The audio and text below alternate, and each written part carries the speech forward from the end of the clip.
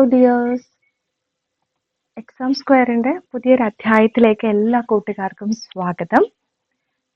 ഇന്ന് നമ്മൾ പഠിക്കാൻ പോകുന്നത് മാത്സ് ആണ്. മാത്സിന്റെ ഒരു സീരീസ് ഇന്ന് മുതൽ സ്റ്റാർട്ട് ചെയ്യുവാണ് കേട്ടോ. സോ മാത്സിന്റെ ബേസ് മുതൽ തന്നെ സ്റ്റാർട്ട് ചെയ്യാം. നമ്മുടെ സിലബസ് ടോപ്പിക്കിനകത്ത് പറയുന്നുണ്ട് നമ്പേഴ്സ് ആൻഡ് ബേസിക് ഓപ്പറേഷൻസ് എന്നുള്ളത്. സോ അത് മുതൽ തന്നെ നമ്മൾ സ്റ്റാർട്ട് ചെയ്യാൻ പോവാണ്. നമ്പേഴ്സ് ആൻഡ് ബേസിക് ഓപ്പറേഷൻസ്, സംഖ്യകളും അടിസ്ഥാന ക്രിയകളും. ഇപ്പോൾ ക്ലാസ് സ്റ്റാർട്ട് ചെയ്താലോ? നമ്മൾ ഈ ഒരു ക്ലാസ്സിൽ ടൈപ്സ് ഓഫ് നമ്പേഴ്സ് ആണ് പഠിക്കുന്നത് കേട്ടോ. സംഖ്യകളുടെ വിവിധ തരത്തിലുള്ള സംഖ്യകളെ പറ്റിയിട്ടാണ് പഠിക്കുന്നത്. കാരണം ആ ഒരു ബേസ് അറിയാമെന്നുണ്ടെങ്കിൽ നമുക്ക് അങ്ങോട്ട് പോകെ എളുപ്പമായിരിക്കും. ഓക്കെ, സ്റ്റാർട്ട് ചെയ്യാം. Numbers and basic operations.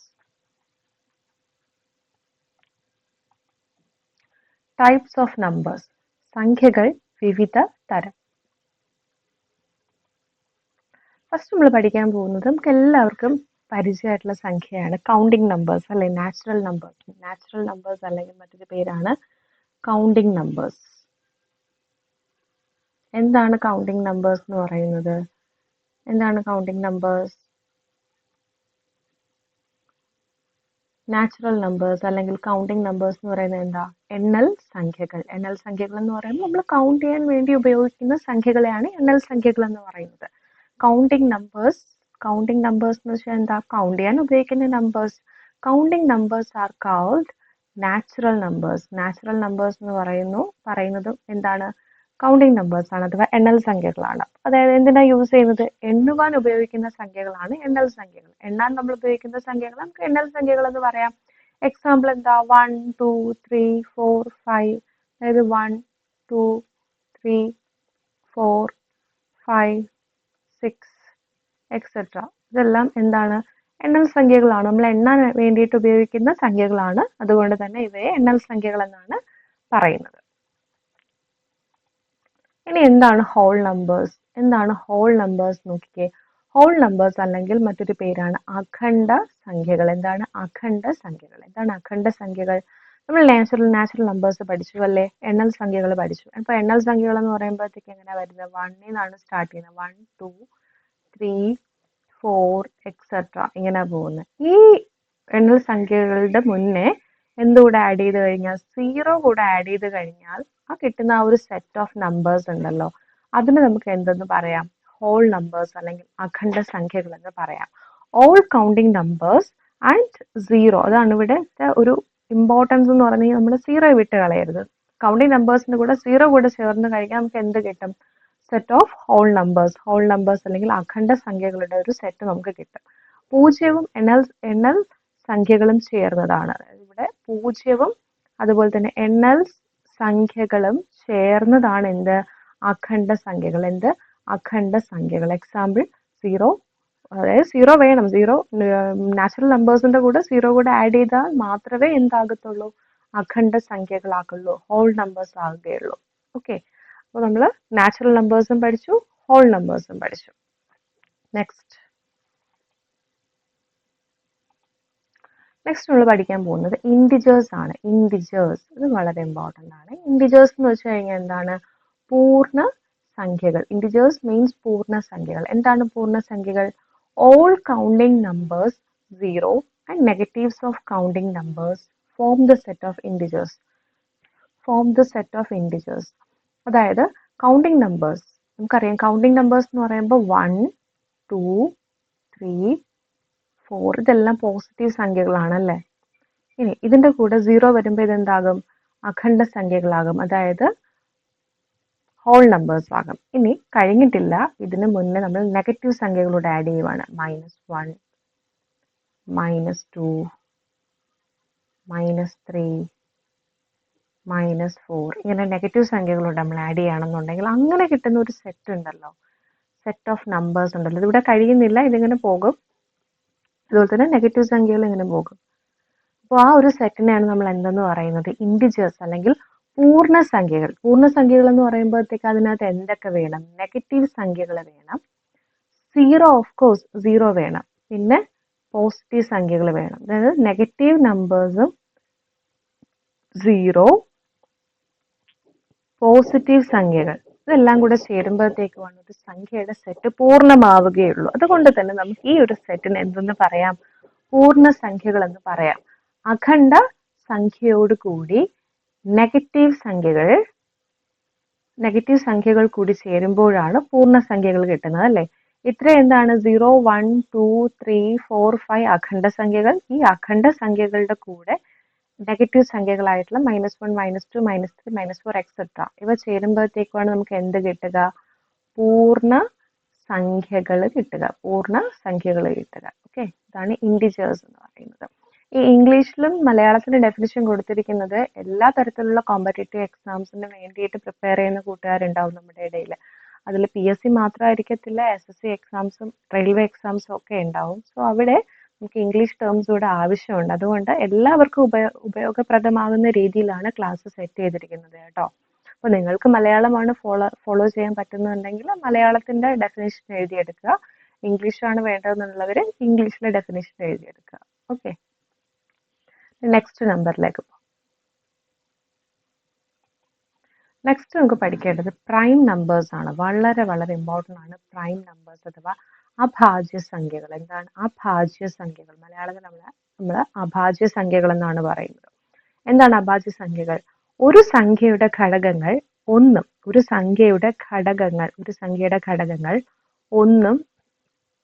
അതേ സംഖ്യയും മാത്രം വന്നാൽ അതൊരു അഭാജ്യ സംഖ്യ ആയിരിക്കും. അതായത് ഒരു സംഖ്യയുടെ ഘടകങ്ങൾ ഒന്നും അതേ സംഖ്യയും മാത്രം വന്നാൽ അതൊരു അഭാജ്യ സംഖ്യ ആയിരിക്കും. A counting number is called prime number. ഒരു കൗണ്ടിങ് നമ്പറിന്റെ പ്രൈം നമ്പർ എന്ന് എപ്പോൾ പറയാം? If it has exactly 2 factors. 2 ഫാക്ടേഴ്സേ വരത്തുള്ളൂ അതിന്. ഏതൊക്കെയാണ്? ഒന്ന് അതേ സംഖ്യ, പിന്നൊന്ന് 1. എക്സാമ്പിൾസ് നോക്കിക്കേ. ഇപ്പൊ നമ്മൾ 2 എടുക്കുകയാണ്. 2 നമുക്ക് എങ്ങനെ എഴുതാം? ഫാക്ടേഴ്സ് വെച്ച് എഴുതുമ്പോഴത്തേക്ക് 2 × 1. അല്ലാതെ ഈ 2 × 1 എന്നല്ലാണ്ട് 2ന് നമുക്ക് വേറൊരു ഫാക്ടേഴ്സും വെച്ചിട്ട് എഴുതാനായിട്ട് പറ്റത്തില്ല. 3 നമുക്ക് എങ്ങനെ എഴുതാം? 3യുടെ ഫാക്ടേഴ്സ് ആകുമ്പോൾ 3യും 1ഉം ആണുള്ളത്. കാരണം 3 × 1 ആണ് എന്ത് 3 എന്ന് പറയുന്നത്.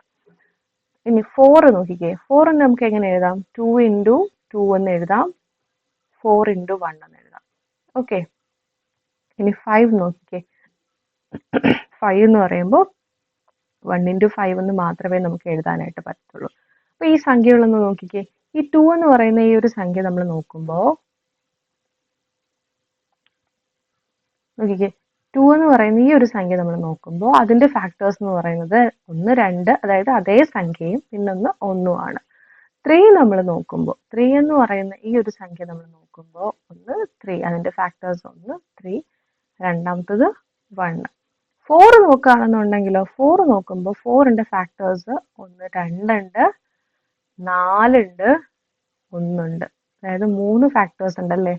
3 ഫാക്ടേഴ്സ് ഉണ്ട്.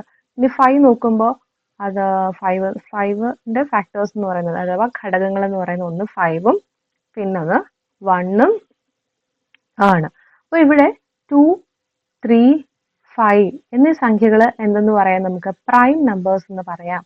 എന്തുകൊണ്ടാണ് പ്രൈം നമ്പേഴ്സ് എന്ന് പറയുന്നത്? അവയുടെ ഫാക്ടേഴ്സ് എടുക്കുമ്പോൾ, ഘടകങ്ങൾ എടുക്കുമ്പോൾ അതേ സംഖ്യയും അതുപോലെ തന്നെ 1ഉം മാത്രമാണ് വരുന്നത്. സോ അങ്ങനെയുള്ള സംഖ്യകളെയാണ് നമ്മൾ എന്തെന്ന് പറയുന്നത്? പ്രൈം നമ്പേഴ്സ് എന്ന് പറയുന്നത്. ഇവിടെ 4 എന്ന് പറയുന്നത് പ്രൈം നമ്പർ അല്ല. സോ ഇവിടെ എന്തുകൊണ്ട് പ്രൈം നമ്പർ ആകുന്നില്ല? അതേ സംഖ്യയും 1ഉം കൂടാണ്ട് മറ്റ് ഘടകങ്ങൾ ഈ 4 എന്ന് പറയുന്ന സംഖ്യക്കുണ്ട് അല്ലെ. 2 എന്ന് പറയുന്ന ഒരു ഘടകം കൂടെ വരുന്നുണ്ട്. സോ അതുകൊണ്ട് ഇത് പ്രൈം നമ്പർ അല്ല. മറ്റൊരു എക്സാമ്പിൾ നമുക്ക് നോക്കാം. 11 എന്ന് പറയുന്നത് പ്രൈം നമ്പർ അല്ലേ? കാരണം അതിന്റെ ഫാക്ടേഴ്സ് എന്ന് പറയുന്നത് 11 നമുക്ക് 11 × 1 എന്ന് എഴുതിക്കൂടെ? കാരണം 11 × 1 എന്ന് മാത്രമേ നമുക്ക് 11 എഴുതാൻ പറ്റത്തുള്ളൂ. അപ്പൊ അതിന്റെ ഫാക്ടേഴ്സ് എന്ന് പറയുന്നത് ഒന്ന് 1ഉം പിന്നൊന്ന് 11ഉം ആണ്. 17 നോക്കിക്കേ. 17 എന്ന് പറയുമ്പോഴത്തേക്കും ഫാക്ടേഴ്സ് 17 × 1 എന്ന് മാത്രമേ നമുക്ക് എഴുതാൻ പറ്റത്തുള്ളൂ. സോ അതിന്റെ ഫാക്ടേഴ്സ് എന്ന് പറയുന്നത്, ഘടകങ്ങൾ എന്ന് പറയുന്നത് 17ഉം 1ഉം ആണ്. ഓക്കെ, അപ്പോൾ ഇതെല്ലാം ഇങ്ങനെയുള്ള സംഖ്യകളാണ് നമ്മൾ എന്തെന്ന് പറയുക? അഭാജ്യ സംഖ്യകൾ അല്ലെങ്കിൽ പ്രൈം നമ്പേഴ്സ് എന്ന് പറയുന്നത്. ക്ലിയർ ആയോ? എക്സാമ്പിൾസ് നോക്കിക്കേ. 2, 3, 5. 2, 3, 5, 7, 11, 13, 17 ഇതെല്ലാം അഭാജ്യ സംഖ്യകളാണ്. നെക്സ്റ്റ് നമ്മൾ അഭാജ്യ സംഖ്യകളെ പറ്റി പഠിച്ചു അല്ലെ. അതായത് ഒരു സംഖ്യക്ക് അതേ ഘടകങ്ങളായിട്ട് വരുന്നത് അതേ സംഖ്യയും അതേ സംഖ്യ 1 ആണെങ്കിൽ അത് അഭാജ്യ സംഖ്യകൾ അല്ലെങ്കിൽ പ്രൈം നമ്പേഴ്സ് എന്ന് പഠിച്ചു. ആ പ്രൈം നമ്പേഴ്സിന് ജസ്റ്റ് ഓപ്പോസിറ്റ് ആണ് എന്ത്? കോമ്പോസിറ്റ് നമ്പേഴ്സ് അഥവാ ഭാജ്യസംഖ്യകൾ അല്ലെങ്കിൽ അതിന്റെ പേര് നോക്കിക്കേ, കോമ്പോസിറ്റ് നമ്പേഴ്സ് എന്നാണ് പറയുന്നത്. കോമ്പോസിറ്റ് നമ്പർ എന്ന് പറയുമ്പോൾ ഒരു സംഖ്യയ്ക്ക് രണ്ടിൽ കൂടുതൽ ഘടകങ്ങൾ ഉണ്ടെങ്കിൽ അത് എന്ത് സംഖ്യയായിരിക്കും? അത് ഭാജ്യ സംഖ്യ ആയിരിക്കും. ഓക്കെ, ഒരു സംഖ്യയ്ക്ക് രണ്ടിൽ കൂടുതൽ ഘടകങ്ങൾ ഉണ്ടെങ്കിൽ അത് ഭാജ്യ സംഖ്യ ആയിരിക്കും. എക്സാമ്പിൾ 4, 6, 8. നമുക്ക് എക്സാമ്പിൾസ് നോക്കാം. നമ്മൾ നേരത്തെ പ്രൈം നമ്പേഴ്സ് പഠിച്ചു അല്ലെ? പ്രൈം നമ്പേഴ്സ് എന്ന് തന്നെ പറയാം. 2ന്റെ ഫാക്ടേഴ്സ് എന്ന് പറയുമ്പോഴത്തേക്കും 2ഉം 1ഉം അല്ലേ വരുള്ളൂ. കാരണം നമുക്ക് 2 × 1 എന്ന് മാത്രമേ എഴുതാൻ പറ്റത്തുള്ളൂ. സോ ഇവിടെ ഫാക്ടേഴ്സ് അല്ലെങ്കിൽ ഘടകങ്ങൾ എന്ന് പറയുന്നത് ഈ 2ഉം 1ഉം ആണ്. അതേസമയം 3 ആണെങ്കിലോ, 3 ആകുമ്പോൾ നമുക്ക് 3 × 1 എന്ന് എഴുതാൻ പറ്റത്തുള്ളൂ. സോ ഫാക്ടേഴ്സ് എന്ന് പറയുന്നത് 3ഉം 1ഉം ആണ്. 2 ഘടകങ്ങൾ മാത്രമേ ഉള്ളൂ. 4ലേക്ക് വരുമ്പോഴത്തേക്കോ, 4 നമുക്ക് 2 × 2 എന്ന് എഴുതാം, 1 × 4 എന്ന് എഴുതാം. സോ ഫാക്ടേഴ്സ് എന്ന് പറയുമ്പോഴത്തേക്കും 2 ഉണ്ട്, 1 ഉണ്ട്, 4 ഉണ്ട്. അപ്പൊ ഇവിടുത്തെ ടോട്ടൽ ഫാക്ടേഴ്സ് എത്രയാ? ടോട്ടൽ ഫാക്ടേഴ്സ് എന്ന് പറയുന്നത് എത്ര സംഖ്യകളുണ്ട്? 3 സംഖ്യകളുണ്ട് അല്ലേ? ടോട്ടൽ ഫാക്ടേഴ്സ് എന്ന് പറയുന്നത് 3 സംഖ്യകളാണ് ഇവിടെ വരുന്നത്.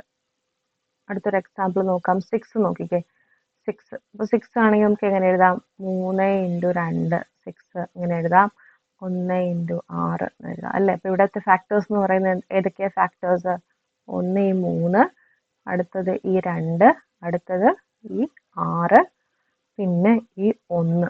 എത്ര ഫാക്ടേഴ്സ് ഉണ്ട് ടോട്ടലി ഇവിടെ ഫാക്ടേഴ്സ് നമ്മൾ നോക്കുകയാണെങ്കിൽ എത്ര ഫാക്ടേഴ്സ് ഉണ്ട്? 4 ഫാക്ടേഴ്സ് ഉണ്ട്. ഓക്കെ, 4 ഘടകങ്ങളുണ്ട്. ഓക്കെ, 4 ഘടകങ്ങൾ ഉള്ളത് കൊണ്ട് തന്നെ നമുക്ക് എന്തെന്ന് പറയാം? ഇതൊരു കോമ്പോസിറ്റ് സംഖ്യയാണെന്ന് പറയാം. മനസ്സിലായോ? അപ്പോൾ കോമ്പോസിറ്റ് സംഖ്യയും പ്രൈം നമ്പേഴ്സും തമ്മിലുള്ള ഡിഫറൻസ് മനസ്സിലായല്ലോ. പ്രൈം നമ്പേഴ്സ് ആകുമ്പോഴത്തേക്കും അതേ സംഖ്യ, പ്രൈം നമ്പേഴ്സ് നമുക്ക് ഇവിടെ എക്സാമ്പിൾ കൊടുത്തിട്ടുണ്ട്. പ്രൈം നമ്പേഴ്സ് ആകുമ്പോഴത്തേക്കും അതേ സംഖ്യയും അതുപോലെ 1ഉം ആയിരിക്കും അതിന്റെ ഘടകങ്ങളായിട്ട് വരിക. അപ്പോൾ കോമ്പോസിറ്റ് നമ്പേഴ്സ് ആകുമ്പോൾ ജസ്റ്റ് അതിന്റെ ഓപ്പോസിറ്റ് ആണ്. അതായത് ഒരു സംഖ്യയുടെ ഘടകങ്ങൾ എന്ന് പറയുമ്പോഴത്തേക്ക് 2ൽ കൂടുതൽ ഘടകങ്ങൾ ഉണ്ടാകുകയാണെന്നുണ്ടെങ്കിൽ അത്തരം സംഖ്യകളെയാണ് നമ്മൾ ഭാജ്യസംഖ്യകൾ അല്ലെങ്കിൽ കോമ്പോസിറ്റ് നമ്പേഴ്സ് എന്ന് പറയുന്നത്. ഇനി കോപ്രൈംസ് എന്ന് പറയുമ്പോൾ 2 natural numbers A and B. അപ്പൊ എ എന്നും ബി എന്നും പറഞ്ഞ 2 നാച്ചുറൽ നമ്പേഴ്സ് നമ്മുടെ കയ്യിലുണ്ട്. ബി, ഈ രണ്ടും കോപ്രൈം എന്ന് പറയണം എന്നുണ്ടെങ്കിൽ അവയുടെ ഹയസ്റ്റ് കോമൺ ഫാക്ടർ, HCF നമ്മൾ സെപ്പറേറ്റ് ക്ലാസ് പഠിക്കും, അന്നേരം വിശദമായിട്ട് പറഞ്ഞു തരാം. ഇവിടെ HCF എന്ന് പറയുന്നത് എന്തായിരിക്കും? 1 ആയിരിക്കും. ഹയസ്റ്റ് കോമൺ ഫാക്ടർ എന്ന് പറയുന്നത് 1 ആണെങ്കിൽ അങ്ങനെയുള്ള സംഖ്യകളാണ് കോപ്രൈംസ് എന്ന് പറയുന്നത്. 2 എണ്ണൽ സംഖ്യയുടെ ഉത്തമ സാധാരണ ഘടകം, അതായത് ഉസാഘ എന്ന് നമ്മൾ പറയത്തില്ലേ? ഉസാഘ അതായത് HCF എന്ന് പറയുന്നത് ഘടകം 1 ആയാൽ ആ സംഖ്യകളെ നമ്മൾ കോപ്രൈം എന്നാണ് പറയുന്നത്. കോപ്രൈം. അപ്പൊ ഹയസ്റ്റ് കോമൺ ഫാക്ടർ, ഇപ്പൊ 2ഉം 3ഉം നമ്മൾ നോക്കുകയാണെങ്കിൽ ഇതിന്റെ കോമൺ ഫാക്ടർ എന്ന് പറയുന്നത് 2ൽ 1. കോമൺ ഫാക്ടർ എന്ന് പറയുന്നത് എന്താണ്? 1 അല്ലേ? 2ലും നമുക്ക് 2 × 1 എന്ന് എഴുതാം, 3ന് 3 × 1 എന്ന് എഴുതാം. ഇതിൽ കോമൺ ഫാക്ടർ ഏതാ? 1 അല്ലേ? ഹയസ്റ്റ് കോമൺ ഫാക്ടർ എന്ന് പറയുന്നത് 1 തന്നെയാണ്. ഓക്കെ, ഇവിടുത്തെ കേസിൽ കോമൺ ഫാക്ടർ 2ലും 1 ആണ്. അത് തന്നെയാണ് ഹയസ്റ്റ് കോമൺ ഫാക്ടർ എന്ന് പറയുന്നത്. സോ ഇവിടുത്തെ കേസിൽ ഈ ഒരു സംഖ്യകളുടെ കേസിൽ HCFന്റെ വാല്യൂ എത്രയാണ്? 1 ആണ്. അതുകൊണ്ട് തന്നെ നമുക്ക് 2ഉം 3ഉം, അതുകൊണ്ട് തന്നെ നമുക്ക് ഈ 2, 3 എന്ന് പറയുന്ന ഈ പെയറിനെ നമുക്ക് എന്തെന്ന് പറയാം? കോപ്രൈംസ് എന്ന് പറയാം. ഓക്കെ, സോ അടുത്ത എക്സാമ്പിൾ നോക്കിക്കേ. 4ഉം 5ഉം നമ്മൾ എടുക്കുകയാണെങ്കിൽ 4ന് നമുക്ക് എങ്ങനെ എഴുതാം? 4 × 1, 5ന് 5 × 1 എന്ന് മാത്രം എഴുതാം. 5 × 1 4 × 1. പിന്നെ 4 നമുക്ക് 2 × 2 എന്ന് എഴുതാം അല്ലെ? 2 × 2 എന്ന് നമുക്ക് എഴുതാം. പക്ഷേ ഈ ഒരു സംഖ്യയും തമ്മിൽ കോമൺ ഫാക്ടേഴ്സ് നമ്മൾ നോക്കുകയാണെന്നുണ്ടെങ്കിൽ ഇവിടെ 5, 1, ഇവിടെ 2, 2 ആണ്. സോ ഇവിടെ കോമൺ ഉണ്ടോ? കോമൺ ഇല്ല. അതേസമയം 4 × 1, 5 × 1ന്റെ കേസിൽ കോമൺ ഉണ്ട്. ഏതാണ് സംഖ്യ? 1 ആണ് കോമൺ ഫാക്ടർ എന്ന് പറയുന്നത്. അത് തന്നെയാണ് ഹയസ്റ്റ് കോമൺ ഫാക്ടർ. അതുകൊണ്ട് 4, 5 എന്ന് പറയുന്ന ഈ പെയറിന്റെ HCF എന്ന് പറയുന്നത് എത്രയാണ്? HCF എന്ന് പറയുന്നത് 1 ആണ്. ഹയസ്റ്റ് കോമൺ ഫാക്ടർ അല്ലെങ്കിൽ ഉസാഖ എന്ന് പറയുന്നത് 1 ആണ്. സോ ഇത്തരത്തിലുള്ള സംഖ്യകളെയാണ് നമ്മൾ എന്തെന്ന് പറയുന്നത്, കോപ്രൈംസ് എന്ന് പറയുന്നത്. രണ്ട് എണ്ണൽ സംഖ്യയുടെ ഉസാഖ എന്ന് പറയുന്നത് ഉത്തമ സാധാരണ ഘടകം ഒന്നായാൽ, അതാണ് ഇമ്പോർട്ടന്റ്, ഒന്നായാൽ ആ സംഖ്യകളെ നമ്മൾ കോപ്രൈംസ് എന്ന് പറയുന്നു. Clear?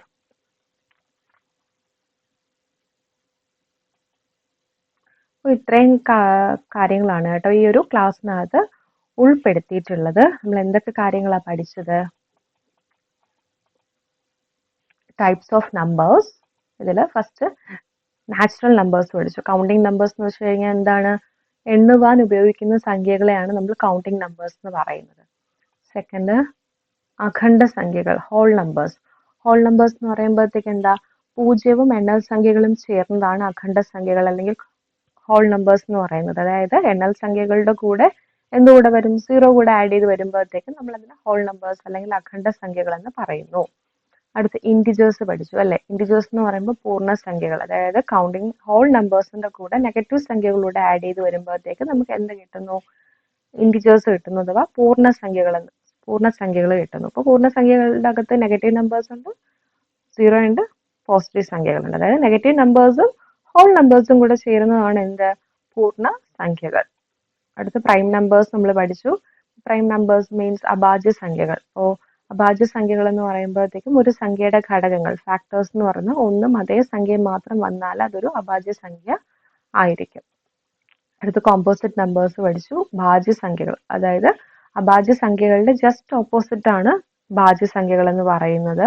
Natural number which are not prime are called composite numbers. അതായത് ഒരു സംഖ്യയ്ക്ക് രണ്ടിൽ കൂടുതൽ ഘടകങ്ങൾ ഉണ്ടെങ്കിൽ അത് ഭാജ്യ സംഖ്യ ആയിരിക്കും. എക്സാമ്പിൾസ് പഠിച്ചു. 4, 6, 8, 12 ഇതെല്ലാം എന്താണ്? കോമ്പോസിറ്റ് നമ്പേഴ്സ് ആണ്.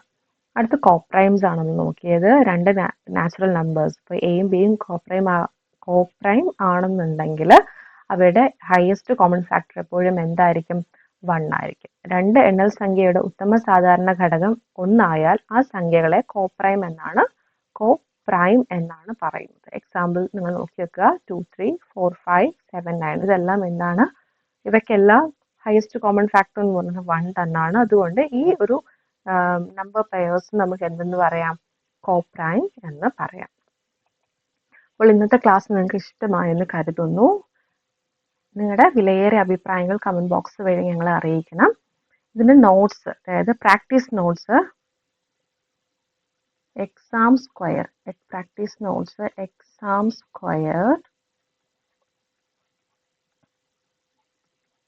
എന്ന ടെലിഗ്രാം ചാനലിൽ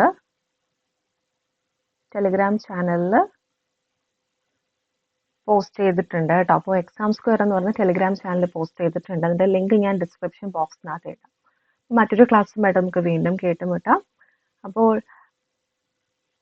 ക്ലാസ് ആദ്യമായിട്ടാണ് കാണുന്നതെന്നുണ്ടെങ്കിൽ സബ്സ്ക്രൈബ് ചെയ്യാൻ മറക്കരുത്. ഈ ക്ലാസ് ഇഷ്ടമായ ലൈക്ക് ചെയ്യുക, നിങ്ങളുടെ കൂട്ടുകാർക്ക് ഷെയർ ചെയ്ത് കൊടുക്കുക.